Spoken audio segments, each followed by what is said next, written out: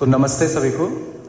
सबसे पहले तो वीरेंद्र जी का गोधुली परिवार को मेरा आभार कि मुझे मंच प्रदान किए मुझे अपने विषय को प्रस्तुत करने के लिए। तो आज हमारा विषय 2 सत्रों में है। अभी का जो विषय है वो मेरा जो रिसर्च वर्क है आयुर्वेद में, वृक्ष आयुर्वेद में, पशु आयुर्वेद में या ऋषियों की जो ज्ञान परंपरा है उस विषय पर अभी हम चर्चा करेंगे। तो पहला जो विषय है वो है वृक्ष आयुर्वेद। तो 6-7 साल 10 साल से भारत में एक ट्रेंड चला कि कोई भी वेस्ट में, विदेश में कोई नया आविष्कार हुआ हो तो उसे कह दिया जाता है कि ये वेद में तो पहले से है, वेद में सारा ज्ञान पहले से है, ये नया नहीं खोजा गया है। तो फिर उनका प्रत्युत्तर आता है कि बताओ वेद में कहाँ है, या फिर ये कहा जाता है कि पहले आपने क्यों नहीं किया, आप विदेशियों की प्रतीक्षा में क्यों हैं, आप स्वयं अपना रिसर्च क्यों नहीं कर रहे हैं। ठीक है। तो इसी दौरान न्यूजीलैंड के एक साइंटिस्ट थे, उन्होंने एक मेरे पोस्ट पे कमेंट किया कि यदि भारत बता दे कि माइक्रोस्कोप उनके पास था बहुत पहले से, उनके पास उनकी रिसर्च लेबोरेटरी थी, तो हम मान लेंगे कि ऋषि कनाद ने अणु और परमाणु के विषय में बातों को रखा है, जाना है। आप जो जानते हैं उसको कैसे जानते हैं, इसकी आप पहले व्याख्या करिए। तो इसको इंग्लिश में हम लोग कहते हैं epistemology. How do you know what you know, जो आप जानते हैं उसको आपने कैसे जाना। अभी का जो विषय है वो रिसर्च आधारित होता है। एक लैब होता है, उसमें साइंटिस्ट कई वर्षों की रिसर्च करते हैं, फिर रिजल्ट निकालते हैं। तो पहला तो यह है कि हमारी विधा क्या है खोजने की, जानने की। तो उसमें ये जो वृक्ष आयुर्वेद विषय है, ये मुझे एक ऐसा विषय मिला जिसपे वेस्ट ने कार्य नहीं किया है। इसका मैं अर्थ बताऊंगा ये विषय क्या है, क्योंकि बहुत लोगों को ये कंफ्यूजन रहता है कि वृक्षों से प्राप्त जड़ी बूटियों से या वृक्षों की सहायता से जब हम आयुर्वेद का उपचार करते हैं तो उसे वृक्ष आयुर्वेद कहते हैं, ऐसा लोगों को लगता है। लेकिन वृक्ष आयुर्वेद शब्द वो नहीं है। वृक्ष आयुर्वेद शब्द है पौधे का ही उपचार करना आयुर्वेद की सहायता से, मनुष्य का नहीं, वृक्षों का, पौधों का। तो मैं आचार्य बालकृष्ण जी से मिला तो उनको मैंने ये बात रखी कि जो दवाइयां बन रही है, यदि जड़ी बूटियों में ही दोष है तो वो दोष का निराकरण कैसे करेंगी। और दूसरा विषय ये है, हम सुनते आ रहे हैं कि पंच महाभूत आधारित सृष्टि है, और पंच महाभूत को एक साथ मैथमेटिकली, गणितीय रूप में उसका अनुसरण करना कठिन है। इसके लिए 5 को 3 बनाया गया, जिसको हम वात, पित्त और कफ कहते हैं।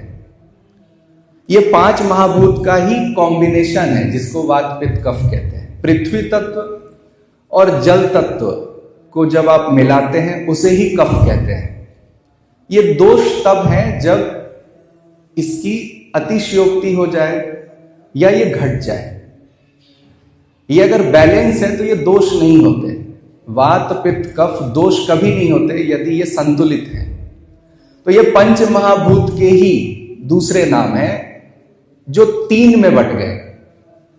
वायु तत्व वात आधारित हो गया, अग्नि तत्व पित्त आधारित हो गया, और जो जल तत्व और पृथ्वी तत्व हम कह रहे हैं तो कफ आधारित हो गया। तो 5 तत्वों का फॉर्मूला बनाना, रिसर्च करना, गणितीय अवधारणा बनाना वो कठिन कार्य है, इसलिए 5 से 3 बनाया गया। तो यहां पर ये क्लियरली दिखता है कि आयुर्वेद इन प्रिंसिपल, वैज्ञानिक आधार पर मनुष्य के लिए नहीं है केवल, ये पूरी सृष्टि के लिए है। तो आयुर्वेद पर क्या आक्षेप लगता है, ये स्यूडो साइंस है। ठीक है, ये स्यूडो साइंस है, ये वैज्ञानिक नहीं है। और फिर ये भी कहा जाता है कि हल्दी में करक्यूमिन है, देखो हल्दी से कैंसर ठीक हो रहा है। तो जैसे ही आपने मॉलिक्यूल की बात की, अणु की बात की, आप एलोपैथी में चले गए। जो एलोपैथी है वो एटम, मॉलिक्यूल, उसके आधार पर पूरा विज्ञान है, और आयुर्वेद वात, पित्त, कफ पे आधार पर है। ये सिस्टम अप्रोच हम बोलते हैं, ये सिस्टम पे कार्य करता है, ये प्रिसीजन पॉइंट पे कार्य नहीं करता है। इसलिए आयुर्वेद में कहा जाता है कि किडनी की भी दवाई आप ले रहे हैं तो कुछ और भी ठीक हो जाता है, क्योंकि पिन पॉइंट मेडिसिन नहीं बनती आयुर्वेद में। लेकिन हुआ क्या कई वर्षों से कि आयुर्वेद अपने नाम कमाने के चक्कर में वो एलोपैथी के साथ आ गया। जैसे हम ऋषियों को साइंटिस्ट कहने लगे। ऋषि तो मंत्र दर्शन करते हैं, वो खोजी प्रवृत्ति के हो सकते हैं, लेकिन वो साइंटिस्ट नहीं थे। लेकिन क्योंकि साइंटिस्ट का नाम बहुत ऊपर है, इसलिए हमने ऋषियों को साइंटिस्ट के समकक्ष ला दिया। उसी प्रकार आयुर्वेद के सारे रिसर्च एलोपैथी के रूप में दिखने लगे, कि हम गौमूत्र में ढूंढने लगे क्या मॉलिक्यूल है, दूध में ढूंढने लगे कि कैरोटीन है। तो मूल सिद्धांत में जब जाएंगे तो वो मनुष्य के लिए नहीं है। जब वो विज्ञान को अगर देखेंगे आप, चरक संहिता और सुश्रुत संहिता की मैं नहीं बात कर रहा हूं, आयुर्वेद जो विषय है, यदि उसको हम समझे तो हम गायों की भी चिकित्सा कर सकते हैं, पौधों की भी चिकित्सा कर सकते हैं, और जो वास्तुशास्त्र हम बात करते हैं उसमें भी वात, पित्त, कफ ही होता है। तो ये केवल मनुष्य का विज्ञान नहीं है। तो वृक्षायुर्वेद क्या हुआ कि वेस्ट यहां तक नहीं पहुंचा, क्योंकि वेस्ट को इसमें इंटरेस्ट नहीं है। उनका जो सॉल्यूशन होता है वो होता है रेकरिंग सॉल्यूशन, जिससे उनकी आमदनी बढ़े। वो ऐसी चीज बनाते हैं जिससे उनका आय बढ़े। ये उनका सॉल्यूशन का माइंडसेट होता है, जिसको वो बार बार बेच पाए। अगर समाधान कर देंगे तो वो उनके लिए वो बिजनेस मॉडल नहीं है। तो ये ग्रंथ यूके की बॉटलियन लाइब्रेरी में पड़ी रही, जो हम कहते हैं कि नालंदा जल गई। और यहां भी मैं विषय रखना चाह रहा हूं कि 1 करोड़ पांडुलिपि अभी भी है, मतलब ये ऑफिशियल डेटा मैं बता रहा हूं। तो ये कहानी भी हमें बार बार दोहराई जाती है कि हमने नालंदा में सब कुछ खो दिया, हमारा तक्षशिला नहीं रहा। तो ये भूल जाते कि एक पुस्तक की एक कॉपी नहीं होती, उसकी कई प्रतियां बनती है। और यदि पूरे विश्व से सीखने आ रहे हैं नालंदा, तो पूरे विश्व में वो लेके भी गए होंगे।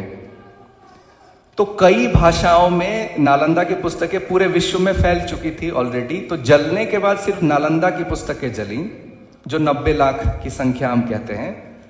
लेकिन भारत की एक नेशनल मैन्युस्क्रिप्ट मिशन है, जिसका अभी नाम बदला गया है, एक नया नाम फिर दिया गया है, जिसमें ऑन रिकॉर्ड 1 करोड़ पांडुलिपियां हैं। 1 करोड़, जिसमें से 10 लाख से कुछ ज्यादा का डिजिटाइजेशन हुआ, उसका स्कैन हुआ है, उसको पीडीएफ फाइल या उसको रिकॉर्ड किया गया। 90 लाख में क्या है पता नहीं हमें। और हम कहते भी हैं कि हमें स्क्रिप्ट के एक्सपर्ट चाहिए, पहले उस लिपि को जो पहचाने, विषय के एक्सपर्ट चाहिए, तीसरा भाषा का एक्सपर्ट चाहिए, और चौथा इच्छा शक्ति वाला व्यक्ति या जिज्ञासु व्यक्ति होना चाहिए, जो उसमें लगेगा कई वर्षों तक। ये एक ही व्यक्ति में ये चारों गुण जब मिलेंगे तभी आप ग्रंथों को पुनर्जीवित कर पाते हैं। नहीं तो आपको एक टीम बनानी पड़ती है, जिसमें एक स्क्रिप्ट को डिसाइफर कर पाए, भाषा को डिसाइफर कर पाए, फिर विषय का ज्ञाता हो, और उसमें एक पर्पस हो कि हम कुछ खोज रहे हैं। तो ये ग्रंथ 1994 में भारत लाई गई। आगे का स्लाइड प्लीज। तो इसमें एक श्लोक जो मुझे दिखा, जो एक्टिविज्म की बात होती है पूरे विश्व में, पर्यावरण की जो बात होती है, तो पहले तो चिपको आंदोलन को इन्होंने उसका मजाक उड़ाया कि ये प्रिमिटिव लोग हैं, ये आदिवासी लोग हैं जो पेड़ों से गले लिपट रहे हैं, पेड़ को काटने नहीं दे रहे हैं। और वेस्ट का जो मूल है उसको हम कहते हैं, जो सिद्धांत है वो डेकार्टेस प्रिंसिपल है कि ह्यूमैनिटी आपने सुना होगा। तो उसके केंद्र में मनुष्य है, जिसमें नेचर को दोहन करना, वो नेचर दोहन करने के लिए ही बना है। ये डेकार्टे ने कहा कि नेचर को बेंड करना है मनुष्यों के भोग के लिए। तो पूरा वेस्ट पूरे प्रकृति को भोग की वस्तु बनाया, और इसलिए सारी समस्याएं जन्म ली। और फिर जब बहुत प्रॉब्लम खड़ी हो गई, तब उसके समाधान पे फिर एक्टिविज्म हुआ। तो ये श्लोक आप देखिए 1000 साल से ज्यादा पुरानी है, जिसमें वो कहा जा रहा है कि जो 10 कुआं है उसके बराबर एक तालाब है। 10 जो तालाब है उसके बराबर एक झील है। 10 झील है उसके बराबर पुत्र है, और 10 पुत्र के बराबर एक वृक्ष है। तो इसको मैथमेटिकली अगर देखेंगे तो 1 2 3 4 मतलब 10 टू द पावर 4 वो जो कुआं है उससे 10,000 गुना वृक्ष की महत्ता है। ये समझना ही बहुत बड़ी बात है। तो इस पे ये मत्स्य पुराण में श्लोक ऑलरेडी प्रचलित रहा भारत में, लेकिन जब ये ग्रंथ मिली तो उसमें भी ये श्लोक जो है ये पाया गया। तो वृक्षों को इतना महत्वपूर्ण बनाया गया, ये मतलब आज का कंसेप्शन नहीं है, ये ऑलरेडी पहले जमाने से ही है। और अर्थशास्त्र में भी आप देखेंगे आचार्य चाणक्य कहते हैं कि बाउंड्री बनानी है ब्लॉक की, जिला की, राज्य की, तो वृक्षों से बनानी है। सारा प्लांटेशन करना है जब आप बॉर्डर निर्धारित करेंगे। और जो भूमि उपजाऊ नहीं है, जोती नहीं गई है, उन सब पे चारागाह बनाई जाए, ये पहला सूत्र है। क्यों? क्योंकि जो हम गौ पालन करते हैं उसमें जो 70% कॉस्ट है, 65% कॉस्ट है, 100 रुपए में 70 रुपए चारा का खर्चा होता है, खिलाने का खर्चा होता है। तो स्टेट उस समय क्या करती थी, चारा का जो खर्चा है वो स्टेट उठाती थी। जो फॉडर है, गाय का जो चारा है, उसका जो बोझ है वो किसानों के ऊपर नहीं था। तो जो भी बंजर भूमि दिख रही है, केवल गौचर भूमि नहीं, वो सबको चारागाह बनाई जाए। तो जो समझ है वृक्षों के प्रति, वनस्पति के प्रति, ये समस्या आने के बाद के बहुत पहले की बात है। ये उस समय सोचा जा रहा है जब समस्या नहीं थी पर्यावरण की। ठीक है, नेक्स्ट स्लाइड। तो वृक्ष आयुर्वेद का इंग्लिश होगा प्लांट लाइफ साइंसेस। आयुर्वेद का इंग्लिश बनाते हैं लाइफ साइंसेस, और वृक्ष आयुर्वेद जो शब्द है प्लांट लाइफ साइंसेस। तो इस पे अभी विश्व कार्य नहीं कर रहा है कि हम पौधे में ही बीमारी को यदि हम समाप्त कर दें तो वो जब हमारे शरीर में जाएगा तो औषधि या पोषण के रूप में कार्य करेगा। यदि उसमें ही दोष है तो वो हमारे शरीर में दोष लेके आएगा। जैसे मैंने देखा 35 एकड़ में तुलसी की खेती हो रही है, उसमें उन्होंने यूरिया डाल दिया प्रोडक्शन हाई करने के लिए। तो केमिकल फार्मिंग वाले तो बोलते हैं कि हमें उत्पादन ज्यादा चाहिए तो हमें तो डालना पड़ेगा, लेकिन जो ऐसी खेती कर रहे हैं मेडिसिनल फार्मिंग जिससे दवाइयां बनेगी, तो वहां तो उत्पादन उनका पैरामीटर नहीं है। जो गुण है उस जड़ी बूटी में, यदि गुण है तो ही वो जड़ी बूटी आपकी मार्केट वैल्यू वो सही दाम पे बिकती है। तो मेडिसिनल फार्मिंग तो कम से कम आप प्राकृतिक रूप से कर ही सकते हैं। और हम लोग क्या कहते हैं कि पेटेंट ले रही है, मतलब जो दुनिया है वो हमारे चीजों को बार बार पेटेंट लेती है। तो आयुर्वेद ऑलरेडी नेचर ने पेटेंट करके रखा है। अश्वगंधा को बहुत मेहनत से अमेरिका में उगाने का प्रयास किया गया, उग तो गई, लेकिन उससे वो गुण नहीं प्राप्त हुआ जिससे अश्वगंधा जिसके लिए प्रयोग होता है। और फिर उनको लगा कि नहीं, भारत में जो स्थान है, जिस स्थान पर अश्वगंधा प्राकृतिक रूप से उगती है, वहीं की अश्वगंधा की दवाई बन सकती है। यदि हमको लगा कि मुझे अपने व्यापार को बड़ा करना है और झारखंड में मैं अश्वगंधा उगाऊं, तो आवश्यक नहीं कि वो कार्य करे। ब्राह्मी जहां उगती है वहां की ही ब्राह्मी औषधि के रूप में है। जो हम अमरूद बोलते हैं, जो इलाहाबादी अमरूद जो पूरे भारत में उगती है, तो आप देखेंगे अमरूद का कोई स्वाद नहीं होता, जो बड़े बड़े साइज के होते हैं। तो जो जिस क्षेत्र की है, आयुर्वेद में क्या है, जियो टैगिंग है, वो उसी क्षेत्र में जब उगेगी तब जाकर के वो अपना गुण प्रदर्शित करेगी और वो हमारे लाभदायक होगा। तो अभी एक ब्रांड चला कि ओट्स हमें खाना चाहिए, तो आयुर्वेद में अनाजों में 26वें नंबर पे आता है जई, ओट्स। सबसे अंतिम अनाज के रूप में ओट्स आता है, सबसे प्रथम में जौ आता है। तो ब्रांडिंग हुई क्यों कि ओट्स, मतलब अचानक से ये ओट्स कहां से आ गया, मिलेट कहां से आ गया। तो विदेश में क्या हुआ, वीगन मूवमेंट आया कि गौ पालन नहीं करना चाहिए, क्योंकि गाय का जो दूध है वो A1 मिल्क है, उससे कई बीमारियां हो रही है, पर्यावरण को नुकसान हो रहा है। तो जो गौ पालन है विदेशों में धीरे धीरे कम होने लगा। तो गौ पालन जब भी होता है, जो कमर्शियल डेयरी होती है, तो एक फॉडर फार्मिंग का बहुत बड़ा फार्म होता है कि 100 एकड़, 1000 एकड़, 1500 एकड़ सिर्फ चारा उग रहा है, वहां से वो साइलेज बन रहा है, फिर वो पैकिंग हो रहा है, फिर वो गायों को वो चारा मिल रहा है।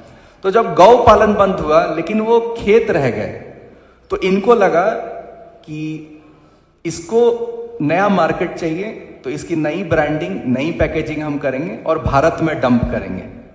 जैसे कॉर्नफ्लेक्स जो है वो मकई, क्योंकि यूएस कॉर्न ही उगता है, तो कॉर्नफ्लेक्स को उन्होंने ब्रेकफास्ट में डाला। तो उनको जब लगता है कि नया मार्केट हमें बनाना है, तो वो उसकी तारीफ करना प्रारंभ कर देते हैं। लेकिन आयुर्वेद ये कह रहा है कि मूल सिद्धांत अगर कि आपके क्षेत्र की जो ताजा वस्तुएं हैं, पैक्ड नहीं, वो जब आप खाते हैं तो आपके शरीर को लगता है। ठीक है, तो हमारी क्या है, मेट्रोलॉजी अलग है, पैमाना ही अलग है। प्रोटीन, विटामिन, कैल्शियम, ये पैमाना ही नहीं है। हमारा पैमाना है प्राण तत्व, हमारा पैमाना है कि वो फ्रेश है कि नहीं, बासी है कि नहीं। हमारा पैमाना है कि हमारे क्षेत्र का है कि नहीं। हमारे पूर्वज जो खाना खाते थे वो हम दोबारा खाएंगे, तो वो हमारा डीएनए उससे ही बना है, तो वो उसको पूरित करेगा। तो कृषि भी क्योंकि मार्केट ओरिएंटेड हो गया कि बहुत दूर बेचना है, कोल्ड स्टोरेज में रहने की व्यवस्था है, तो गलत स्थान पर गलत जगह उगने लगी। अभी कल एक भाई साहब ने पूछा कि पराली की जो समस्या है, इस पर आपके क्या विचार है। तो मैंने कहा कि वो जो क्षेत्र है वो पहले मक्का और सरसों का हुआ करता था, क्योंकि मुझे चावल और गेहूं का वितरण करना है, पीडीएस सिस्टम है, कोटा है, गरीबों को बांटना है, तो हमें उसका सरप्लस प्रोडक्शन करना है। तो जिस भूमि में उसे नहीं भी उगनी चाहिए वहां भी हम उसे उगाएंगे। और किसान मजबूर इसलिए क्योंकि उसकी प्रोक्यूरमेंट मैकेनिज्म, उसका जो खरीदारी का मैकेनिज्म है, एमएसपी का मैकेनिज्म है, वो उसकी ही बनी रही। तो गलत भूमि पर गलत चीज उगी, फिर वो पेस्ट और आया, फिर उसमें आपने पेस्टिसाइड इस्तेमाल किया, फिर आपका स्वास्थ्य भी बिगड़ा। और फिर उसमें गेहूं और चावल ये भी बदनाम हो गया कि वो डायबिटीज में उसका योगदान है, जबकि दूध का ज्यादा योगदान था, जो क्रॉस ब्रीड और जर्सी गाय का जब हम बात करते हैं। तो वृक्षायुर्वेद वो खेती का ही तरीका है कि ये समस्याएं ही उत्पन्न ना हो। यदि हमें ऑर्गेनिक फार्मिंग करनी है, जैविक कृषि करनी है, तो पहले गोबर को ठीक करना पड़ेगा, और गोबर ठीक होने के लिए गाय को ठीक करना पड़ेगा, गाय को ठीक करने के लिए गाय के चारे को ठीक करना पड़ेगा, और गाय के चारे को ठीक करने के लिए वहां का इकोसिस्टम, वहां का वातावरण ठीक होना चाहिए। अगर दूषित पानी है, दूषित हवा है, तो वो फॉडर भी गड़बड़ उगेगा और फिर वो कास्केड करेगा, वो धीरे धीरे धीरे धीरे हमारे भोजन में भी आएगा। तो बहुत लोग कहे कि भारत तो कृषि प्रधान देश रहा है। इंडस्ट्रियल रेवोल्यूशन भारत में नहीं हुई। James Watt engine, diesel engine, petrol engine, जो इंडस्ट्री आज देखते हैं, ये तो भारत में नहीं रही। तो भारत तो पिछड़ा रहा होगा क्योंकि कृषि प्रधान है। तो ये देखिए, ये कृषि आधारित इतने बिजनेसेस हैं। फूड तो है ही, भोजन, ये टेक्सटाइल, जो कॉटन है, जूट है, वो भी कृषि से आ रही है। आयुर्वेदिक मेडिसिन हो गई, बैम्बू, कंस्ट्रक्शन मटेरियल, जितने भी आप 500 साल, 600 साल, 1000 साल पुराने मंदिरों को देखेंगे, उसमें जो स्ट्रेंथ, मतलब अगर जो सरिया अभी जो प्रयोग करते हैं, उस जमाने में आपको इंटरलॉकिंग बैम्बू आपको दिखाई देंगे। तो जो बांस है वो भी कृषि आधारित है। तो कंस्ट्रक्शन में भी कृषि का योगदान है। कॉस्मेटिक और एरोमेटिक, जब एलोवेरा की आज हम बात करते हैं या सुगंध परफ्यूम की बात करते हैं, वो भी कृषि आधारित है। एरोमेटिक फार्मिंग आज भी हम बात करते हैं कि जो पामा रोजा है, जो घास है जिसमें गुलाब की सुगंध आती है, तो गुलाब आधारित जो परफ्यूम है वो गुलाब से नहीं बनता, क्योंकि गुलाब तो बहुत महंगा होगा। तो कई ऐसे प्राकृतिक रूप से घास है, जैसे लेमन ग्रास है, उसमें एसेंस नींबू का आता है, तो नींबू का प्रयोग नहीं किया जाता। नींबू आधारित जो ड्रिंक है वो लेमन ग्रास से आते हैं, तो वो एरोमेटिक्स और कॉस्मेटिक्स में आते हैं, तो ये भी कृषि आधारित है। पैकिंग मटेरियल में जूट तो है ही। फॉडर, जो ईंधन है, अब घोड़े का, हाथियों का, बैल का जो आप प्रयोग कर रहे हैं, तो उसका जो चारा है उसको हम ईंधन समझ रहे हैं, तो उसकी जो खेती है, तो ईंधन भी कृषि आधारित है। और लिकर, टोबैको, ठीक है, जो महुआ आधारित हम बात कर रहे हैं या टोबैको बात कर रहे हैं, ये भी जो है कृषि आधारित है। तो कृषि प्रधान होना मतलब यह नहीं है कि खेती की बात हो रही है, खेती आधारित इतने सारे व्यापार हैं। तो जिज्ञासा ये थी कि जब हम कह रहे हैं कि हम 10,000 साल 20,000 साल पुराने हैं और इंडस्ट्रियल रेवोल्यूशन, औद्योगिक क्रांति 300 वर्ष पुरानी है, तो कृषि हमारी इतनी अव्यवस्थित कैसे हो सकती है? नहीं हो सकती, क्योंकि इतना समय काल चीजों को व्यवस्थित कर देता है। अब 10,000 साल में कई चीजें, अब किसी एक चीज पर कार्य होगी तो वो व्यवस्थित हो ही जाएगी। तो उसमें ही ये ग्रंथ जो है वृक्ष आयुर्वेद मुझे मिला कि कृषि का एक पूरा विज्ञान है, जिसमें जो हीट एंड ट्रायल पूरे भारत में, आंध्र प्रदेश का किसान कुछ और कर रहा है, उड़ीसा का किसान कुछ और कर रहा है, महाराष्ट्र का किसान कुछ और कर रहा है, वो कभी प्राकृतिक कृषि करता है, फिर जैविक कृषि करता है, फिर होमा फार्मिंग करता है, फिर बायोडायनेमिक फार्मिंग करता है, फिर वो ऋषि कृषि करता है, अमृत कृषि करता है। इतने सारे वो फैक्शंस निकल गए। कई लोगों ने अपने नाम पे भी कृषि का मॉडल बनाया, लेकिन उसका आधार क्या है? उसका आधार आयुर्वेद है। मिट्टी को क्या चाहिए, आपके पौधे को क्या चाहिए, ये पता होना बहुत आवश्यक है। एलोपैथी की सबसे अच्छी बात क्या होती है? उसकी डायग्नोसिस। उसकी उपचार पे मैं नहीं कुछ बोलूंगा, लेकिन जो डायग्नोसिस करते हैं कि ये समस्या है।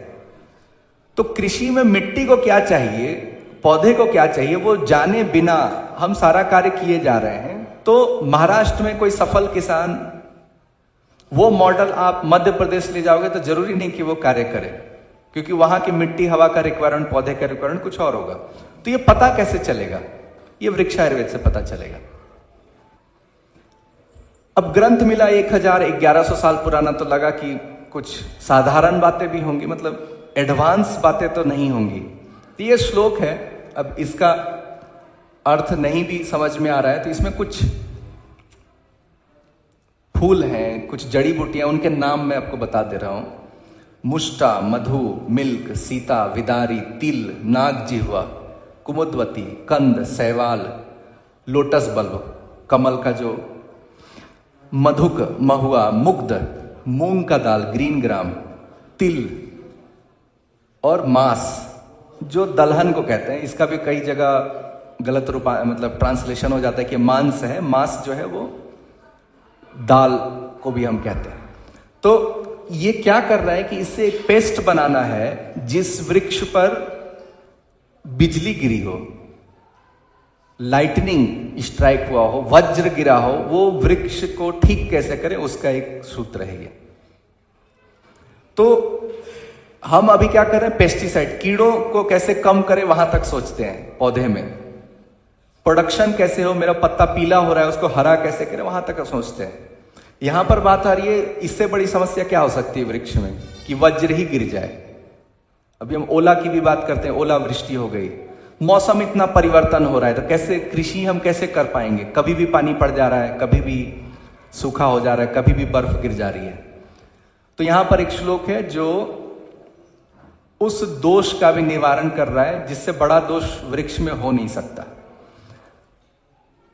तो वृक्ष आयुर्वेद मुझे समझ में आया कि ये एक सीरियस टेक्स्ट है, इसको मतलब देखने की आवश्यकता है। यदि आयुर्वेद और योग भारत से विश्व में गया है, तो कोई तीसरा सब्जेक्ट हो सकता है जो भारत सिखाए पूरे विश्व को, वो वृक्ष आयुर्वेद हो सकता है। क्योंकि हम भोजन की समस्या की बात करते रहते हैं, फूड सिक्योरिटी की बात करते रहते हैं, पेस्टिसाइड की बात करते रहते हैं, हेल्थ की बात करते रहते हैं। तो अन्नमय कोश पे अगर काम करना है तो अन्न पे काम करना पड़ेगा, सबसे मूल है। तो ये पूरा एक विज्ञान है। जैसे आयुर्वेद प्रचलित हुआ कई वर्षों बाद, 1947 में ये आर्कियोलॉजी डिपार्टमेंट में था आयुर्वेद। बहुत लोगों को नहीं पता कि ये मेडिकल साइंस की तरह भारत में नहीं रहा है आयुर्वेद। ये आयुर्वेद की जो स्थिति है वो इसलिए क्योंकि इसको एंटिक्विटी, म्यूजियम की तरह रखा गया आयुर्वेद को। ये कोई प्राचीन विधा है जो जानने को है, जिनको उत्सुकता है, लेकिन आज के लिए कोई अपना रेलिवेंस, कोई आधार नहीं रखता। तो इस तरह से हमने आयुर्वेद को ट्रीट किया। वो आर्कियोलॉजी डिपार्टमेंट में थी। तो एलोपैथी अपने बेस्ट स्तर पर है, जितना भी उसने रिसर्च किया है, और आयुर्वेद अपने निकृष्ट स्तर पे जो अब उठने का प्रयास कर रहा है, और इसको लोग कंपेयर करते हैं। तो ये एक कुछ ऐसा हो गया कि इंग्लिश मीडियम का बच्चा और हिंदी मीडियम का बच्चा है, उसमें गणित के ऊपर ना कंपटीशन रख के मैं इंग्लिश के ऊपर कंपटीशन रख दूं तो इंग्लिश मीडियम वाला तो जीत ही जाएगा। तो आयुर्वेद को विषय लेने के लिए भी अभी वो जो मैंने कहा कि पंच महाभूत और त्रिदोष आधारित वो रिसर्च ही अब नहीं होते, अब उस एलोपैथी आधार पर आयुर्वेद को देखा जाता है। तो जब हम जो विषय, उसका जो मेरिट है, उसका जो मूल है, उसका जो सिद्धांत है, जब उसको समझेंगे तब वो विषय आगे बढ़ेगा। इसमें कुछ और वृक्षायुर्वेद जो ग्रंथ है, सुरपाल, वैद्य सुरपाल द्वारा लिखी गई, उसमें 159वां और 199 जो श्लोक है उसमें मुझे दिखा एक कि जब ओले गिर जाएं तो पौधे के साथ क्या करना है, मतलब जो पौधे बचे रह गए हैं उसको कैसे बचाया जाए, उसके ऊपर श्लोक है। आउट ऑफ सीजन फ्रूटिंग, जो आम का पेड़ है वो अपने सीजन में तो फल दे, अपने सीजन के बाहर भी फल दे, प्राकृतिक रूप से हम क्या कर सकते हैं? सीडलेस फ्रूट, बीज ना हो नींबू में, उसके लिए हम क्या कर सकते हैं? ये आज क्या है, वो जेनेटिकली अभी किया जाता, हाइब्रिड के रूप में किया जाता, मॉडिफाई करके किया जाता, लैब में किया जाता। ये प्राकृतिक रूप से ये चीजें हम तब भी कर सकते हैं। प्रोलॉन्ग फ्रूटिंग एंड फ्लावरिंग, हमने टमाटर के साथ प्रयोग किया था, तो बहुत लोग बोलते हैं प्रोडक्शन प्राकृतिक कृषि जैविक कृषि में कम होता है, केमिकल फार्मिंग में ज्यादा होता है। तो हमने पैरामीटर प्रॉफिट को रख दिया कि यील्ड को, उत्पादन को ना रख करके पैसा कितना आपने कमाया उसको आप रखिए पैरामीटर। तो हमने क्या देखा, प्राकृतिक कृषि या जैविक कृषि से टमाटर जो उगा है उसको आप टेबल पे रख दें तो 10 दिन तक वो सड़ता नहीं है, और बाजार से जो आप लाएगो तीसरे दिन जो है सूखने लगेगा। तो इससे हुआ क्या? इससे हुआ ये कि किसान टमाटर क्यों फेंकता है ट्रैक्टर में ले जाके कि 2 रुपए 3 रुपए हो गया है, वो फेंकता क्यों है टमाटर को? वो इसलिए फेंकता है क्योंकि वापस नहीं ले जा सकता, वो रखेगा कहां? तीसरे दिन तो टमाटर खराब ही हो जाएगा। तो हमारे दिमाग में क्या डाला गया कि 30 क्विंटल, 30 टन, 100 टन, ये है सक्सेस का पैरामीटर। जैसे मार्क्स को सक्सेस का पैरामीटर बना दिया कि 95%, 96%, 98%, और जो बाकी पुरुषार्थ हैं कि धर्म, अर्थ, काम जो हम कह रहे हैं वो पैरामीटर नहीं है। उसके संस्कार पे हमने बच्चों को कभी प्रमोट नहीं किया, तो बाद में हम कहेंगे कि वो तो जिसके लिए हमने प्रोत्साहित किया वही आगे बढ़ेगा। तो प्रोडक्शन जब प्रोत्साहित हुआ तो बाकी जो चीजें हैं कि शेल्फ लाइफ, टमाटर खराब नहीं होता है जब जैविक कृषि से कहें तो आपका 5 टन मान लीजिए कम भी होगा, लेकिन आप 13 दिन तक धीरे धीरे बेचोगे और आप नेगोशिएट कर पाओगे। नेगोशिएशन पावर के वजह से ही किसान कम कमाता है। वो जो हड़बड़ी में बेचता है इसके वजह से उसको मूल्य नहीं मिलता। दूध है, जैसे दूध को जब आप घी में बदल देते हो तो आप अपने मूल्य पर बेचते हो, लेकिन दूध है तो आपको चिलर चाहिए, कोल्ड स्टोरेज चाहिए, टेक्नोलॉजी चाहिए, और फिर बोले पास्चुराइजेशन चाहिए तो आप फैक्ट्री लगा नहीं सकते, फिर पैकेजिंग का लाइसेंस चाहिए। मतलब एक समस्या है, उसका समाधान में और सारी समस्याएं हैं। तो नेगोशिएशन पावर किसान के पास इसलिए नहीं है क्योंकि रूप, रस, गंध, स्पर्श जो आयुर्वेद का जो है, जो हम तत्व कह रहे हैं, वो मेरे उत्पाद में नहीं है, क्योंकि आयुर्वेद आधारित कृषि नहीं है। मेरे वो धनिया में सुगंध नहीं आ रहा है। तो उत्पादन सिर्फ पैरामीटर है, सुगंध पैरामीटर नहीं, स्वाद पैरामीटर नहीं, दिखना पैरामीटर नहीं। हाँ, एक्सपोर्ट करेंगे तो ये सारा पैरामीटर वापस आ जाता है। जब आप लीची को, बिहार से लीची 40-50 साल तक हम एक्सपोर्ट ही नहीं कर पाए, लेकिन अब जो है बहुत ज्यादा एक्सपोर्ट प्रारंभ हो गया। तो क्यों प्रारंभ हो गया? कि स्वाद, उसमें जो रस है, उसमें जो गंध है, वो लगे कि अभी तोड़कर हम खा रहे हैं। तो ये जब आप मेंटेन करते हैं तब उसका मूल्य मिलता है। प्रोडक्शन पे मूल्य नहीं मिलता है, बल्कि प्रोडक्शन से मूल्य घट जाता है। मतलब इकोनॉमिक्स का क्या नियम है कि उत्पादन अगर बहुत ज्यादा हो जाएगा तो डिमांड, तो एक साइड डिमांड, तो अपने आप मूल्य कम हो जाएगा। तो जो हम खुश होते हैं कि बहुत उत्पादन हम कर लिए, तो आप अगर उत्पादन कर लिए तो 1000 किसान और उत्पादन कर लिए, तो पूरे मार्केट का जो कॉस्ट है, प्राइस है, वो गिर जाता है। तो उत्पादन करने से कहां आपको प्रॉफिट हो रहा है? नहीं हो रहा। तो शेल्फ लाइफ, तो वो जो टमाटर का जो पौधा है, और ऐसे आप केमिकल फार्मिंग करोगे 3 महीने 4 महीने फसल रहती है खेत में, फिर वो अपने आप सूखने लगता है। और जैविक कृषि, प्राकृतिक कृषि से 7 महीने 8 महीने तक टमाटर खेत में रहती है। तो प्रति वृक्ष टमाटर आपने ज्यादा उगाया जैविक कृषि से, प्रति एकड़, प्रति मंथ, प्रति महीने वो कम उगाया आपने, वो मानते हैं। लेकिन जो आपके ऊपर प्रेशर है बेचने का, आपके ऊपर प्रेशर है इसको संभालने का, वो प्रेशर आपसे हट गया। तो हम लोग कृषि में बोलते हैं लगभग 65 वेरिएबल है, 65। मतलब बीज कितनी गहराई में रोपनी है, बीज के बीच में कितनी दूरी होगी, किस मौसम में, किस नक्षत्र में, ऐसे अगर मैं जोड़ूं तो टोटल 65 चीजें आएंगी। जितने बातों का यदि ध्यान आप रखोगे तब आप सफल किसान हो। तो इतनी बातों का ध्यान अगर हम रखने जाएंगे तो गलतियां तो होंगी ही होंगी। तो इससे बेहतर है कि हम प्राकृतिक नियमों का पालन करें और गलतियों को ना दोहराएं। जैसे कि जो पूर्णिमा है, तो पूर्णिमा है तो चांद बड़ा है, तो वो सिर्फ समुद्र के जल को नहीं खींचती है, हमारे धरती के नीचे के पानी को भी ऊपर खींचती है। तो पूर्णिमा के आपको पहले 3, 4, 5 दिन पहले जब आप बीजारोपण करते हैं तब जड़ आ जाए, तो जो पृथ्वी में, जमीन के नीचे जो मॉइस्चर है, जल है, वो चांद की वजह से, चंद्रमा की वजह से ऊपर आ जाता है। और जब आपको हार्वेस्टिंग करनी है, कटाई करनी है, तो अमावस्या के आसपास हो, जो लक्ष्मी पूजा हम दिवाली मनाते हैं, कि जब चंद्रमा नहीं है तो जो जल का स्तर है वो नीचे हो जाता है और वो सूखा रहता है और फसल को काटने में हमें मदद मिलती है। तो हमने कोई मतलब पंचांग का अगर नहीं ध्यान है, नहीं भी समझे, तो पूर्णिमा और अमावस्या का तो ध्यान हो सकता है। उस आधार पर भी हम कृषि कर सकते हैं। इसमें रिकवरिंग स्वीटनेस ऑफ फ्रूट, एक श्लोक ऐसा है कि मिठास अगर फल में चली गई है तो उसको वापस कैसे लाया जाए। वृक्ष को क्रीपर में कैसे बदले, लतों में कैसे बदले। अभी बोनसाई की हम बहुत बात करते हैं कि बड़े वृक्ष को छोटा वृक्ष कैसे बना पाए। भारत में वृक्ष को लतों में परिवर्तन करने के भी श्लोक हैं। ड्वार्फिंग अ प्लांट, छोटा करना पौधे को, ये सारे जो है प्राकृतिक रूप से वृक्ष आयुर्वेद में भी ये श्लोक के रूप में उपस्थित है।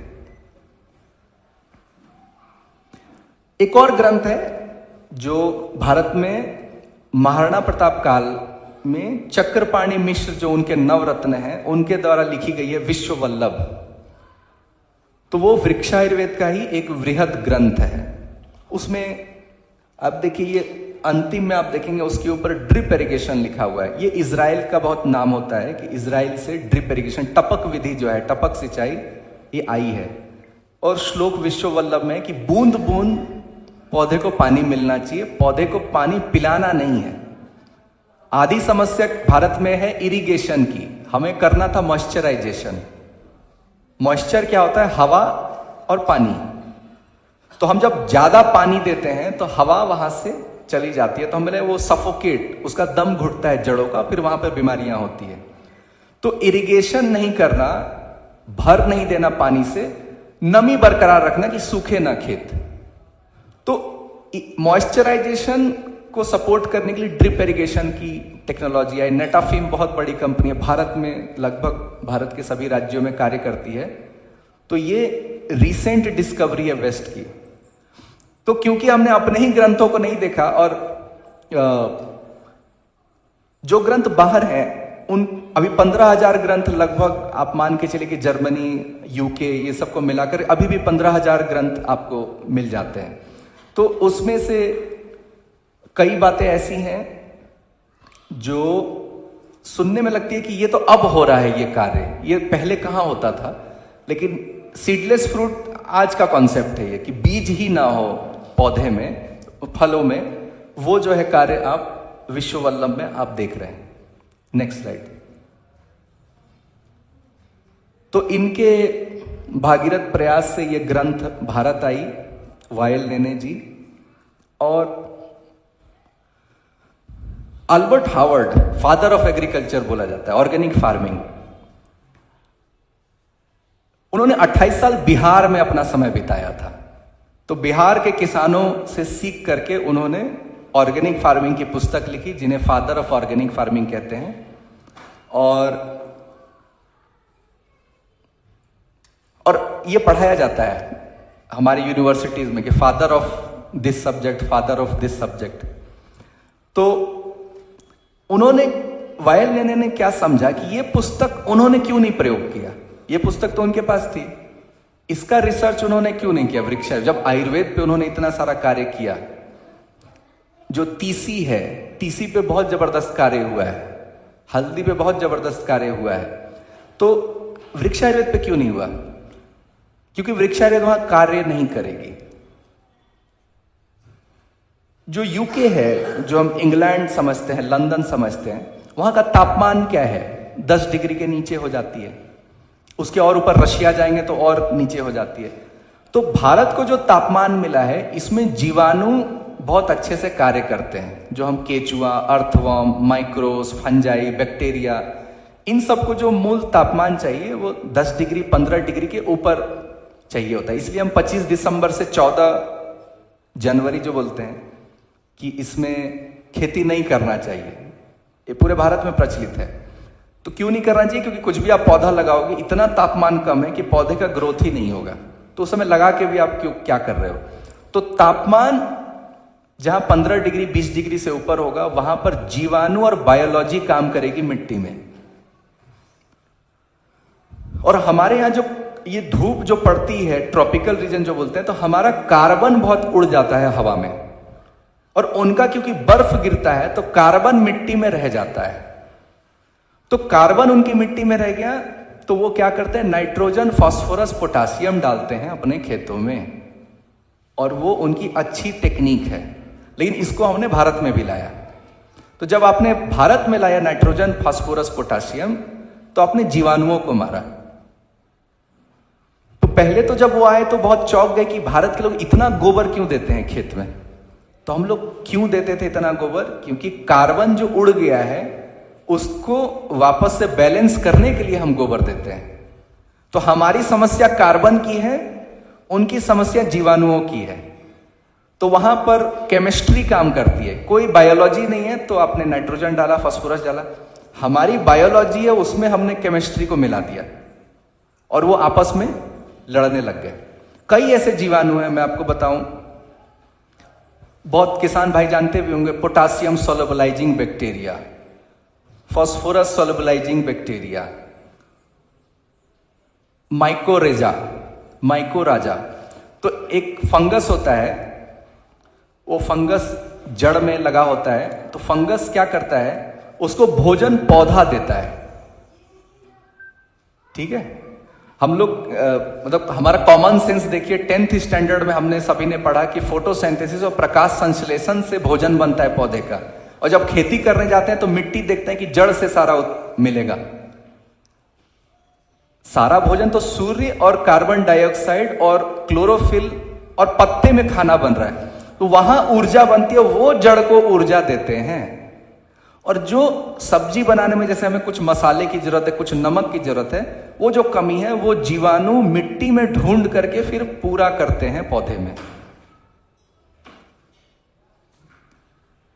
तो ये जो पोटासियम है, ये जो बोरोन है, ये जो कैल्शियम, ये जीवाणु ढूंढ ढूंढ कर जड़ के लिए लाते हैं, और जड़ उनको भोजन देता था। अब जब हमने नाइट्रोजन दे दिया तो जड़ को लगा कि ये तो मुझे बना बनाया, पका पकाया मिल गया, तो अब हमें इन बैक्टीरिया, इन फंजाई, इनको पालने की आवश्यकता नहीं है, और वो फिर चले गए।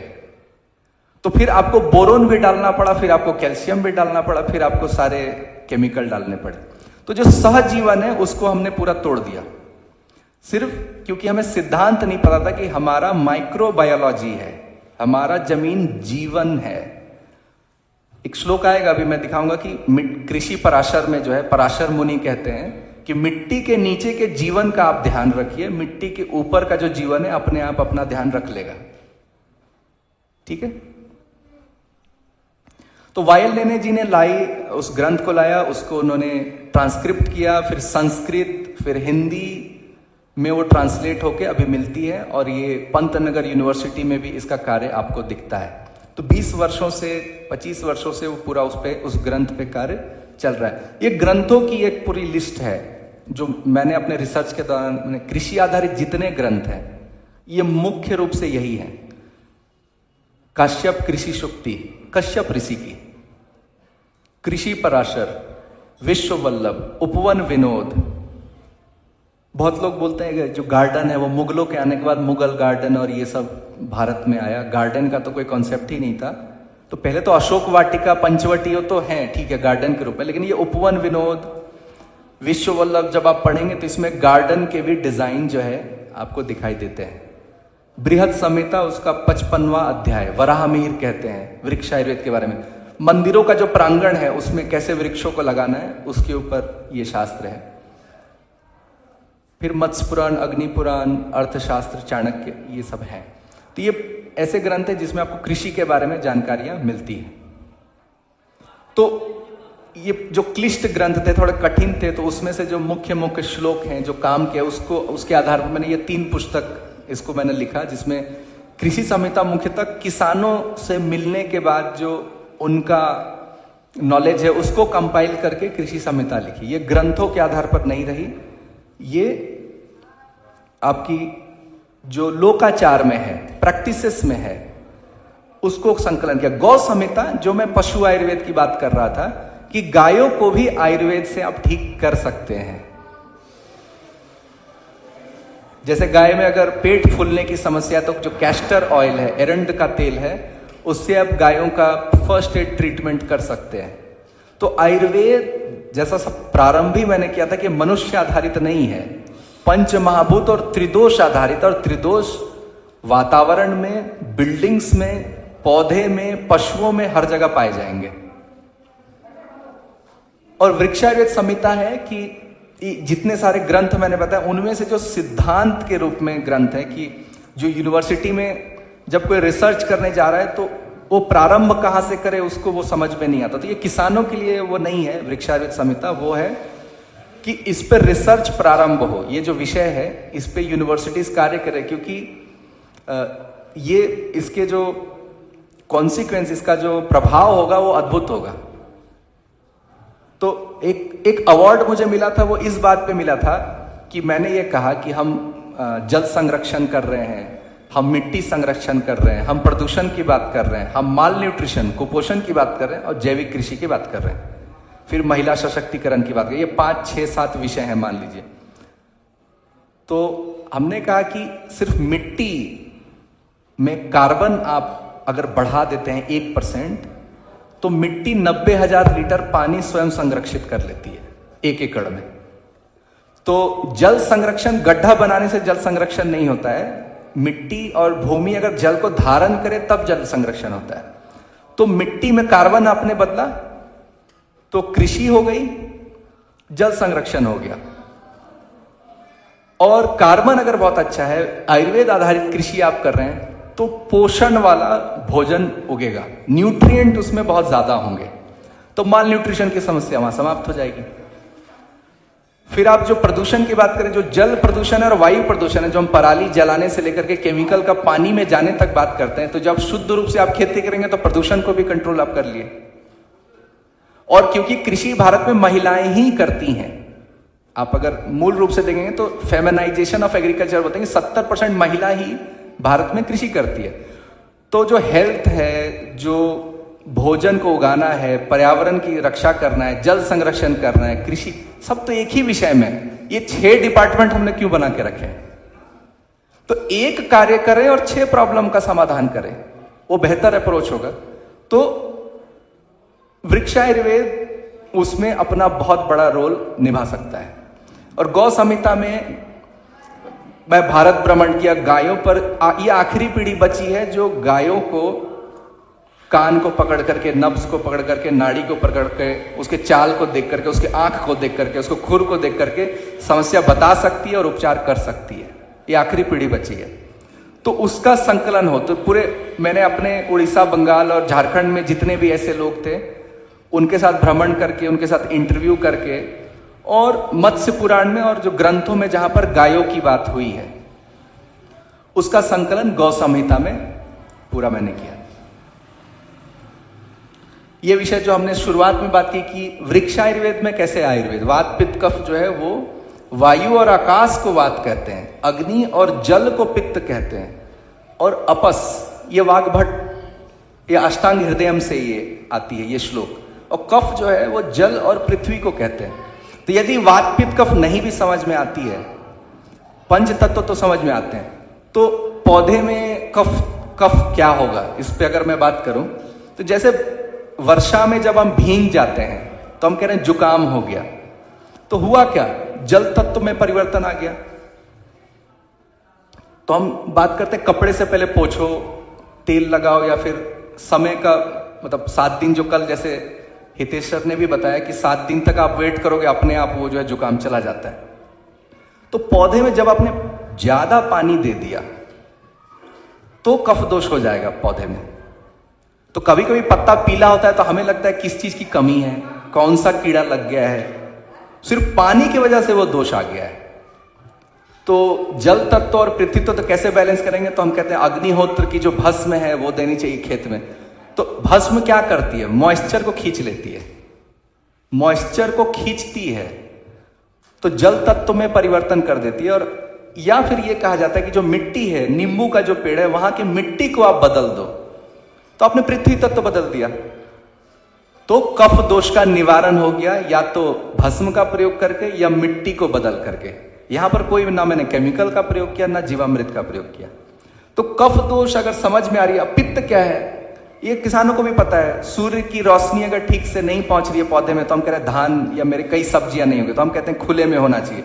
तो तेजस जो अग्नि है वो जब तक पौधे पे नहीं पड़ेगी सही सही, तो वो पित्त, वो पाचन कैसे होगा। तो यहां पर वो पित्त है। और वायु दोष अगर मैं बोलूं, कृषि में हम कहते हैं नेमाटोड या दीमक लग गया जड़ में, तो करता क्या, जड़ को कर देता है पंक्चर, छिद्र कर देता है, छेद कर देता है। तो जैसे ही छेद हुआ तो फ्लो टूट जाता है, जो मूवमेंट है, न्यूट्रिएंट का जो आना जाना है। तो वायु तत्व तो बेसिकली मूवमेंट को हम कहते हैं, जो प्राण है, ये जो मूवमेंट है, इसमें अवरोध पैदा हो जाए तो वात दोष होता है, जिससे शरीर में पेन होता है। तो पौधे में भी अगर जड़ों में समस्या है, पत्ते में समस्या है कि पत्ता सिकुड़ गया, तो वो हम कहेंगे कि वो वात दोष में है। और अच्छी बात मैं ये बताऊं कि अगर आपने वात पित्त कफ पकड़ लिया पौधे का, तो यदि आपको मनुष्य का समाधान पता है कि त्रिफला से ये दोष दूर होता है, तो पौधे में भी त्रिफला से वो दोष दूर हो जाएगा। तो यहां से पता चलता है कि ये स्यूडो साइंस नहीं है, अगर ये विज्ञान है। जैसे कृमि नाशक मैं बोलूं, वाय विडंग को प्रयोग किया जाता है, विडंग, बच्चे के पेट में जो बोलते हैं कृमि आ गई, हम कृमि नाशक के रूप में विदंग का प्रयोग करते हैं। तो पौधे में भी जब दीमक लगता है, कीट लगता है, तो विदंग का प्रयोग किया जाता है वृक्ष आयुर्वेद के अनुसार। तो वृक्ष आयुर्वेद की समझ नहीं है मुझे, लेकिन समस्याओं की समझ अगर धीरे धीरे हो गई तो जो जो उपचार मनुष्य के लिए होते हैं वो उपचार आप यहां प्रयोग कर सकते हैं। खर्च आप देख सकते हैं कि वो महंगा पड़ रहा है तो आप ना करें। अब जैसे पंचगव्य ही है, तो कृषि में भी हम प्रयोग करते हैं, बस क्या करते हैं, घी को घटा देते हैं, घी को आधा kg कर देते हैं प्रति एकड़ के लिए। तो पंचगव्य जो मनुष्य के लिए उसका फॉर्मुलेशन अलग है, पौधे के लिए अलग है, लेकिन हम पौधे में भी पंचगव्य का प्रयोग करते हैं। ये कुछ लिस्ट है कि ये समस्या है, तो जो मैंने अभी कारण बताया, अभी वायरल डिजीज ही है, वायरस लग गया तो वो पित्त दोष होगा, फंगस लग गया तो वो कफ दोष होगा, गलत समय पर जो हम कहते हैं वर्षा हो गई तो हम बोलते हैं फंगस लग गया जड़ों में, तो वो कफ दोष है। Next slide. और समाधान के रूप में ये उसी ग्रंथ से निकाला गया है कि वात दोष है तो कुणप जल बनाए, घी का प्रयोग करें, निर्गुंडी का धूमन करें, धुआं, सिंधवार, निर्गुंडी। पित्त दोष है तो त्रिफला, घी, हनी, मिल्क, विदंग, रोज वाटर का प्रयोग। कफ दोष है तो जो मैंने बताया कि भस्म का प्रयोग करें। तो भारत में जितने भी सॉल्यूशन बने, संजीवनी, अमृत जल, जीवामृत, तो मेरी ये भी जिज्ञासा थी कि किसने पहले सोचा होगा। ये अचानक से तो नहीं हुआ कि गुड़, गोबर और गौमूत्र, उड़द की दाल, जो भी हम मिक्स करके बना रहे हैं, किसी ने तो सोचा होगा। इसको इतनी ही मात्रा में डालना है, तो ये कहां से आती है? वृक्ष आयुर्वेद से आती है। और किसानों के साथ मैंने समस्या देखा कि 5 समस्या है तो उसके लिए 5 सॉल्यूशन बना रहे हैं। तो अब परिवार उतने बड़े नहीं है कि सारा कार्य हम सॉल्यूशन बनाने में, फर्टिलाइजर बनाने में ही अपना समय व्यतीत करें। हम कुछ एक ऐसी चीज बनाएं जो 3-4 चीजों का निराकरण कर दे। वो उसको इम्यूनिटी भी दे दे, उसको मजबूती भी दे दे, फल का भी साइज बड़ा कर दे, पौधे का भी ग्रोथ हो जाए, मिट्टी भी बढ़िया हो जाए। तो यहां पर हमने ये कुणप जल, वैसे कुणप में, कुणप मतलब दुर्गंध होता है संस्कृत में, तो ये जब आप सॉल्यूशन बनाएंगे तो ये दुर्गंध देता है कुछ समय तक, और जब दुर्गंध बंद हो गया मतलब वो सॉल्यूशन बन चुका है। तो वो आप देखेंगे कि उसका फॉर्मूला जो है वो ये है। उसमें हर्बल इसलिए क्योंकि ये मांस मछली का प्रयोग ना करके एक ऐसा सॉल्यूशन जिसको हर किसान बना सकते हैं, उसके आधार पर यह फॉर्मूला बनाया गया।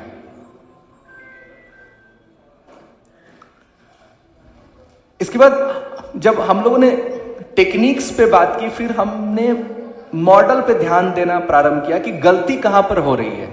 जैसे इंटीग्रेटेड फार्मिंग की मैंने बात की और मोनोकल्चर की बात की कि मॉडल ही अगर एक ही फसल 1000 एकड़ में रहेगी तो वो मॉडल ही एक फेल्ड मॉडल है। तो जो श्लोक है जिसमें कि गोमय वस्ते लक्ष्मी,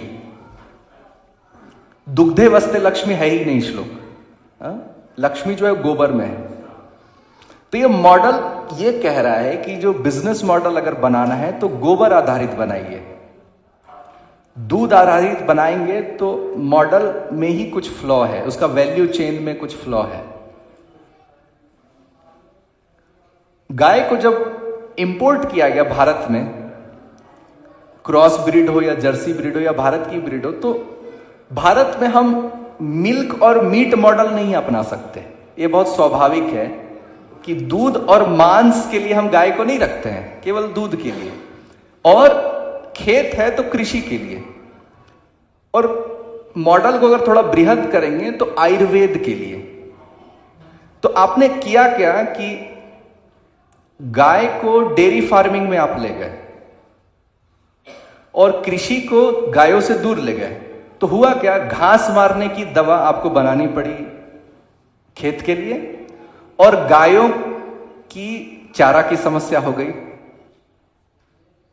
ये जो डिजाइन है इसमें ही आप देखिए बहुत कॉमन सेंस का फ्लो है कि ये दोनों साथ होनी चाहिए। क्योंकि ये जो घास है इसको हम इसलिए मार रहे हैं क्योंकि ये हमारे उपयोग की नहीं लग रही। अब जब गाय थी तो घासों को तो खा रही थी ना, जबकि बल्कि गाय के सामने आप अच्छे से अच्छा फॉडर रख दीजिए और ताजी घास रख दीजिए और उसको चुनने दीजिए कि उसको क्या पसंद है, वो देखिए क्या खाती है, तो आपको पता चलेगा कि वो क्या खाती है।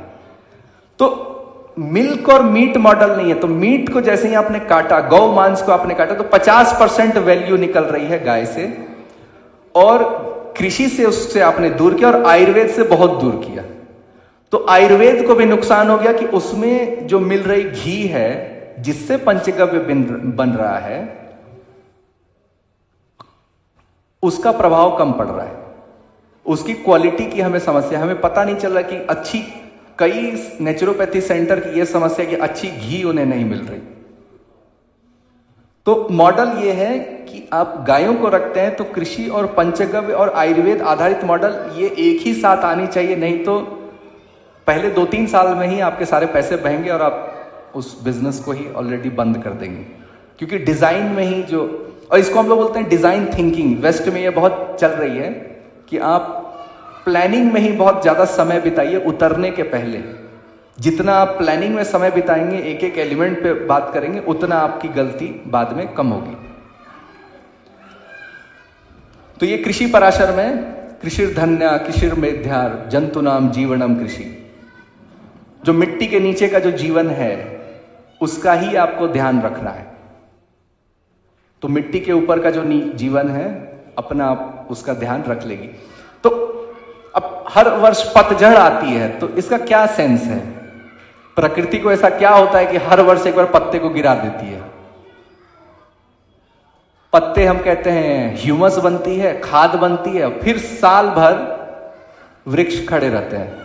तो मनुष्य वहां पर ना कोई फर्टिलाइजर डाल रहा है, ना वहां इरिगेशन कर रहा है, जहां ना वहां सिंचाई कर रहा है, फिर भी जंगल बढ़ते जा रहे हैं, अपने आप बढ़ते हैं। तो जहां सृष्टि स्थिति संहार जो हम कहते हैं, जहां पर समाप्ति हो रही है, वहां से सृजन होता है। तो जो लोग गौमूत्र और गोबर का मान लीजिए बहुत मजाक उड़ाते हैं, तो वो इसलिए मजाक उड़ाते हैं क्योंकि जीवन को सीधी रेखा मानते हैं कि यहां से आपने स्टार्ट किया, आपको यहां जाना है। और भारत में बहुत लोग युगों को नहीं मानते हैं, लेकिन युगों को नहीं भी मानते हैं तो आप प्रकृति को देख सकते हैं कि वो चक्र के रूप में है, सब चीज रिपीट हो रहा है। सूरज उगता है, सूरज डूबता है, ऋतुएं आती हैं, ऋतुएं जाती हैं, बार बार आती हैं, उसी समय पर आती हैं, तो एक पैटर्न है। तो जहां पर समाप्ति होती है, जो निकृष्ट वस्तु है, गौमूत्र है, गोबर है, वहीं से जीवन का सृजन होगा। इसलिए गोबर और गौमूत्र का आयुर्वेद में और खेतों में प्रयोग है। और विदेशी मानसिकता यह सोचती है कि इंडस्ट्री में रॉ मटेरियल होता है, फिनिश प्रोडक्ट होता है और बाई प्रोडक्ट होता है या वेस्टेज होता है। तो एक मशीन में एक इनपुट गया, कुछ बना और ये वेस्टेज है। तो ये विचार ही गोबर और गौमूत्र को नीचा कर देता है कि ये तो अंतिम चीज है, तो ये सबसे खराब चीज होगी। और जहां चक्र होगा वहां पर यह समझ में आएगा कि अंतिम चीज नहीं है, ये आगे के सृजन की प्रथम चीज है। तो गौमूत्र का स्वास्थ्य पे भी प्रभाव है और गोबर का भी, जो हम कह रहे हैं, खेतों पर प्रभाव है, क्योंकि वहां से ही सृजन होगा। फिर अपने सिस्टम में हमने अग्निहोत्र का और पंचगव्य का, वृक्ष आयुर्वेद में अग्निहोत्र आपको कम दिखाई देता है, नहीं ना के बराबर दिखाई देता है, लेकिन फिर भी हमने अग्निहोत्र जो व्यवस्था है उसको इंटीग्रेट किया वृक्ष आयुर्वेद में और पंचगव्य को भी जोड़ा उसमें, और वो एक संपूर्ण विज्ञान की तरह आपको दिखती है। और अग्निहोत्र पे भी कई सारे मेरे टॉक हैं, आप यूट्यूब पर उसको भी आप देख सकते हैं। ये श्लोक मुझे बहुत पहले से पता था अथर्ववेद का, कि गायों को पर्जन्य पत्नी कहा जाता है, बादलों की पत्नी। तो कई समय व्यतीत करने के बाद दर्शन शास्त्र में, वेदों में यह समझ में आया कि यहां यथार्थ बातें हैं, यहां मनगढ़ंत बातें नहीं हैं। तो ऐसी बुक जिसमें यथार्थ बातें लिखी गई हैं, तो ऐसी नहीं होगी कि 10 पेज यथार्थ होगी, 10 पेज कोरी कल्पना होगी, 10 पेज, क्योंकि कल्पना वाली बुक कल्पना वाली बुक होगी, यथार्थ वाली बुक होती है। तो अगर 10% बातें सटीक हैं, जैसे अग्निहोत्र का प्रभाव हमने देखा, तो दूसरी बातें भी सटीक होनी चाहिए। तो ये कौन सी बात है कि बादलों की पत्नी है गाय। तो जिम्बाब्वे के एक रिसर्चर हैं, उनकी मैंने केस स्टडी मुझे मिली, तो मैंने क्या देखा कि ये साउथ अफ्रीका में 40,000 हाथियों को मार दिया जाता है, ये कह के कि ये जंगलों को समाप्त कर रहे हैं। तो ये जो वेस्टर्न मॉडल है वो कैसे करता है कि समस्या का समाधान कैसे करता है, उसको समाप्त करके, कीड़े हैं तो मार दो, ठीक है। हाथी क्योंकि शाकाहारी है, सबसे बड़े शाकाहारी है, तो जंगलों को बचाना है तो हाथी को मार दो। लेकिन हाथियों को मारने के बाद क्या हुआ कि जंगल और सूखने लग गए। अब ये बात उनको समझ में नहीं आई कि ये कैसे हुआ। वनस्पति को जो खा रहे हैं पशु, उनको मैंने हटा दिया तो जंगल घट कैसे रहे और ज्यादा। तो बोले कि 40,000 हाथियों को मार दिया, और ये कोई 100 साल पहले की बात नहीं है, हमारी ही पीढ़ी की बात है। तो क्या किया जाए। तो हाथी इतना विशाल है, इसको ट्रकों से आप वापस नहीं ला सकते, तो इसके बदले उन्होंने गायों को लाया कि आप एक ट्रक में, एक गाड़ी में गायों को आप ज्यादा ला सकते हैं। और इन्होंने पहली बार वैज्ञानिक दृष्टिकोण से गायों को छोड़ दिया, उसका कोई कंपोस्ट नहीं बनाया, उसका गौ पालन नहीं किया, उसको बस छोड़ दिया। तो उन्होंने क्या देखा कि जो गोबर है वो चौथे दिन भुरभुरी हो जा रही है, मिट्टी जैसी बन जा रही है हर चौथे दिन। और उस मिट्टी को हटा के देखा, जो दीमक की तरह मिट्टी दिखती है। गोबर जब अपने आप फैलता है तो दीमक की टीले मिट्टी की तरह आपको दिखेगी। तो उन्होंने जब हटाया तो उसमें ये डंग बीटल ये दिखाई दिया। ये जो आप देख रहे हैं इसकी अलग अलग वैरायटी, ये जमीन के नीचे से आ रहे हैं, गोबर को खा रहे हैं, फिर नीचे जा रहे हैं। और इन्होंने जो रास्ता बनाया उसमें से केचुआ ऊपर आ रहे हैं, फिर केचुआ नीचे जा रहे हैं। तो हुआ क्या, इस दौरान मिट्टी का फिजिक्स चेंज हो गया, स्ट्रक्चर, जो कणों के बीच में जो दूरी है वो बदल गई। पहले वो सघन थी, एकदम ठोस थी, कठोर थी। जैसे रशिया में डायनामाइट का प्रयोग होता है कृषि करने में, बहुत लोगों को नहीं पता। हमारे यहाँ ट्रैक्टर का प्रयोग होता है, वो तोड़ते हैं खेतों को, ब्लास्ट करते हैं कि भुरभुरी हो मिट्टी, फिर कृषि करते हैं पत्थर को तोड़ने के लिए। हमारे यहां वो केचुआ कर देते हैं। तो मिट्टी का जब स्वरूप बदला तो पानी ठहरने लगा, जमीन में नमी दिखने लगी। मिट्टी अगर बहुत हार्ड होगी तो पानी ऊपर रहेगी और वाष्पीकृत हो जाएगी, ऊपर उड़ जाएगी। मिट्टी बदला तो पानी ठहरी तो घास अपने आप उग गए। तो हमारे घरों में भी कहावत है कि गाय अपना ध्यान खुद रख लेती है, अपना खाना खुद ले आती है। तो जहां गाय आती है वहां घास आ जाती है, ठीक है। तो घास आई तो थोड़ा मिट्टी में अंधेरा हो गया। मिट्टी में अंधेरा हो गया तो जो सोए हुए केचुए हैं वो ऊपर आने लगे। जो 15 फीट 20 फीट नीचे सो गए थे वो सभी ऊपर आने लगे।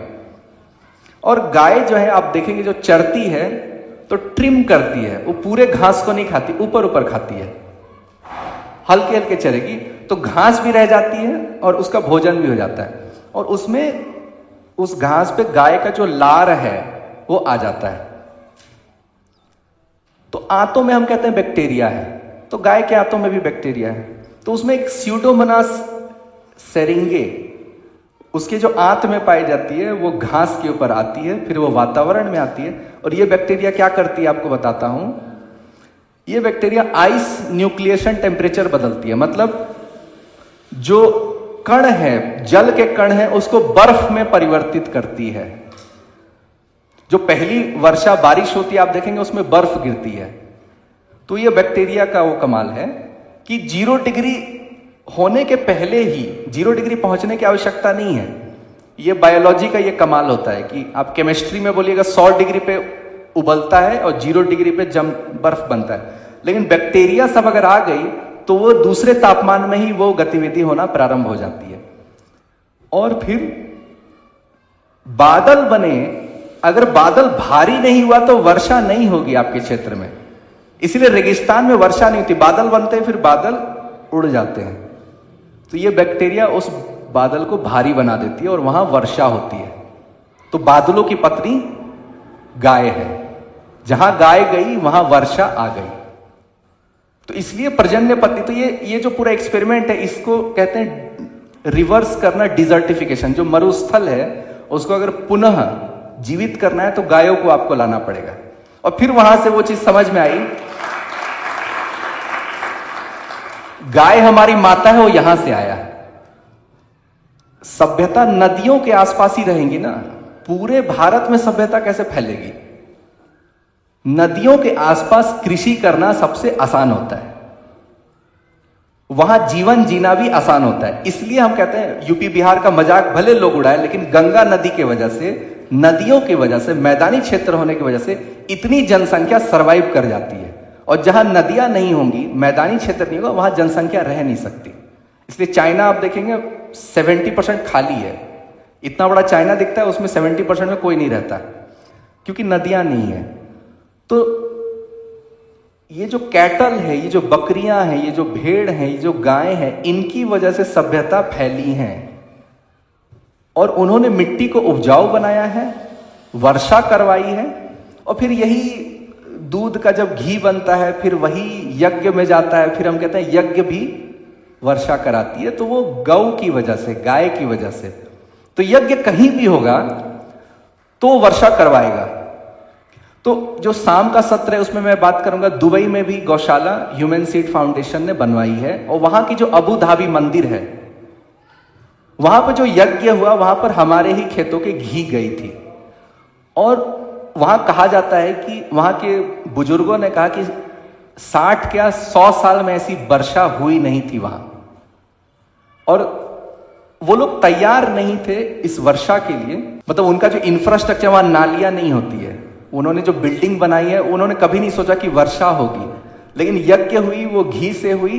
और उन्होंने कहा कि कभी वर्षा ही नहीं हो, बल्कि उन्होंने ये कहना प्रारंभ कर दिया कि देखो, मंदिर नहीं बनाने बोला गया था, आपने मंदिर बनाया, और देखिए ये प्रकोप दिख रहा है वहां पे।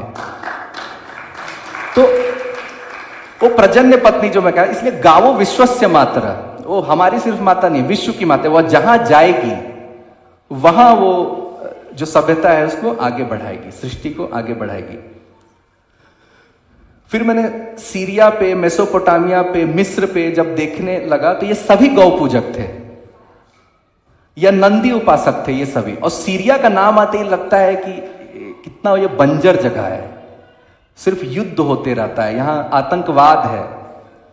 तो ये वही सभ्यता है जिन्होंने गौ मांस को खाया और उनको समाप्त कर दिया। इसलिए वो जो क्षेत्र है आप देखिए किस रूप में परिवर्तित हो गए। और ये मिस्र में ये देखिए ये देवी है, वहां की देवी है नट, उसको गौ के रूप में। तो पूरे विश्व में गौ और नंदी उपासना हुई है, बची रह गई है भारत में या रवांडा जैसे कंट्री में, जहां पर अभी भारत सरकार ने भी कुछ गिफ्ट गौओं को वहां गिफ्ट किया गया था, कांकरेज गायों को।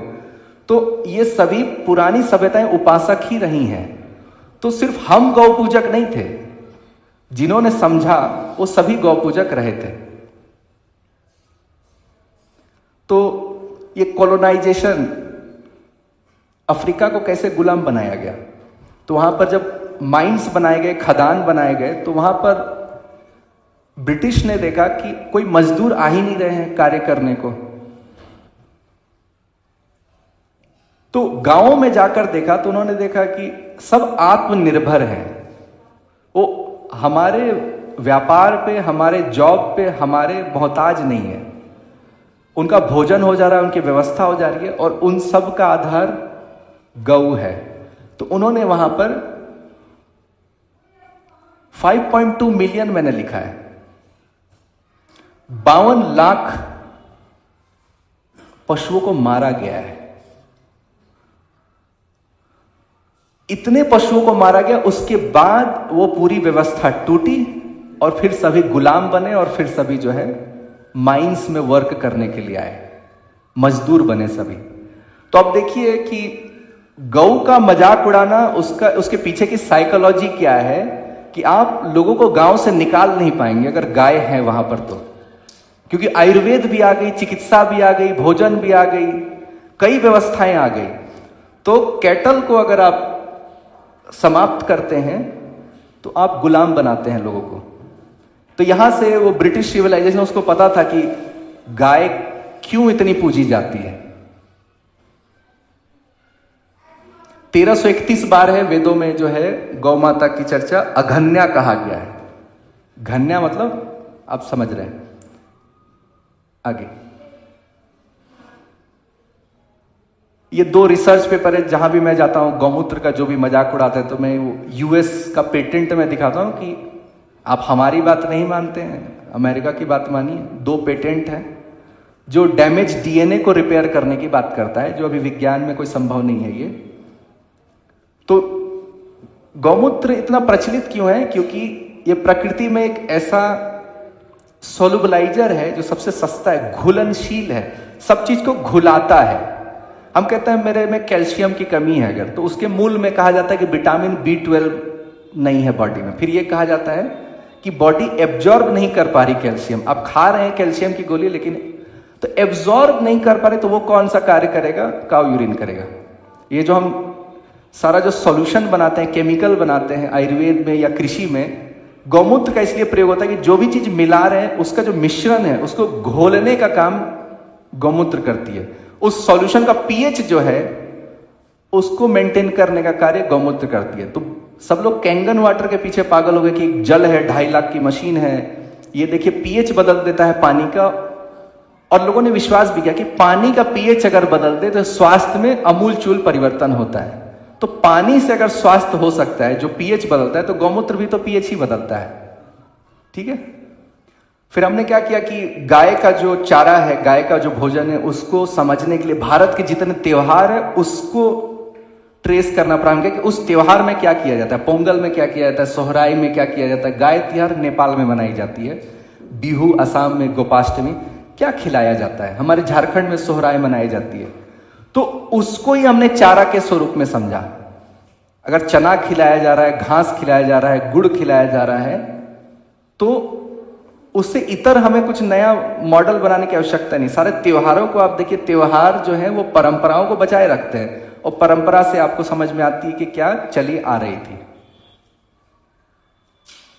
ये एक लिस्ट है कि गाय के आने से इतने सारे समस्याओं का समाधान हुआ, और इसको आप एसडीजी गोल जो यूएन का है उससे आप मैच कर सकते हैं।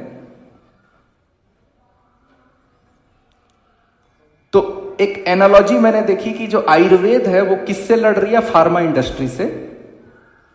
केमिकल ग्रोन फ्रूट किससे लड़ रहा है? Naturally grown fruit, organic food से।